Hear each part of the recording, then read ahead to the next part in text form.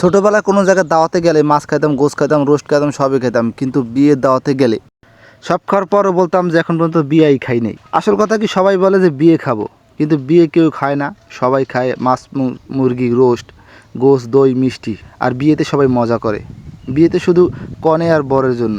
কিন্তু খাওয়া দাওয়ার মধ্যে যখন বড় বড় হাড্ডি দেয় রে ভাই, হ্যাঁ, হাড্ডির কি প্যাঁচ ছুটানো যায়। হাড্ডির ভিতর গিলু খাইতে খাইতে মনে হয় যায় মাথার গিলু সবই বাইরে হয়ে যাইব। এই যে দেখেন কি সুন্দর বড় বড় হাড্ডি দিছে রে ভাই। হাড্ডিকে বাইসা দিল না কি দিল আমি বলতে পারি না। হাড্ডির ভিতর কিছুই নাই, শুধু শুধু হাড্ডি আমি চাবাইতে আছি। হাড্ডি বাদেও আছে চিংড়ি মাছ, রুই মাছ, ইলিশ মাছ এবং মুরগির রোস্ট। কি সে মজা। মাঝখানে আমার একটা পানি দিছে এবং একটা মোজো দিছে। দেখেন আমার থেকে মোজোটা নিয়ে যেতেছে বারবার। আমি এত করে রাখি, তারপর আমার থেকে নিয়ে যায়।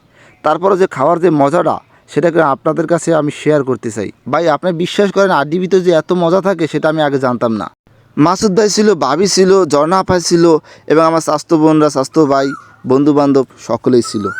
আরে আমার বন্ধুবান্ধব তারা আবার খাতিনদারি করে, দেখতে যে কী মজা লাগে সেটা আপনাদের বলতে পারবো না। এখানে আবার ওহিদুল, রাকিব, সাব্বির, সাহিব আর যে খাইতে আছে নুরুল আমিন, এরা খাওয়া কোনো থামাথামি নাই ভাই। তাদের খাওয়ান দেখে আপনার মনে হইতেছে এখানে কোনো খাওয়ার প্রতিযোগিতা চলছে।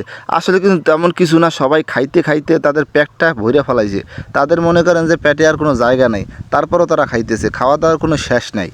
ভিডিওতে আবার কিছু আপুদের দেখে মনে হইতে পারে তারা আস্তে আস্তে খায়, আসলে তারা মোটেও আস্তে আস্তে খায় না, তারা ভালোভাবে খাইতেছে। আপুরা, আন্টিরা, চাচিরা, ভাবিরা যারা আছেন তাদের খাওয়া দাওয়ার রুচি আছে মাশাল্লাহ দিলে। তাদের খাবার ধরনও ভালো, তাদের জন্য দোয়া করি তারা যেন আরও বেশি বেশি খাইতে পারে। মোট কথা হইল, খাওয়া দাওয়ার রুচি যে এক একজনের এক এক রকম, এ নিয়ে আমাদের কোনো মন্তব্য নাই। এর মধ্যে গোপনে আমার এক বন্ধু বিয়ে করে বউ নিয়ে এসেছেন বিয়ে খেতে, সেটা যে নতুন অভিজ্ঞতা তার হাসি দেখলেই বোঝা দিতেছে। ভাবি আমার মাশাল্লাহ দিলে অনেক সুন্দর। ভাবির জন্য, ভাবির দাম্পত্য জীবনের সুখ হোক, সাফল্য হোক। বিয়ের খাওয়া দাওয়া যে একটা আর্ট, সেটা মেয়েদের কাছ থেকে শেখা যায়। তাদের জন্য আমার অনেক দোয়া রইল। খাওয়া দাওয়ার প্রতিযোগিতায় আজকে আমরা জানবো পেটুক জামাইয়ের কাছ থেকে, দেখি সে কি বলে। বহুদিন পর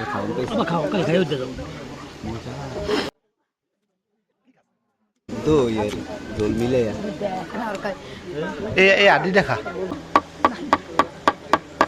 ঘি পড়ছে, ঘি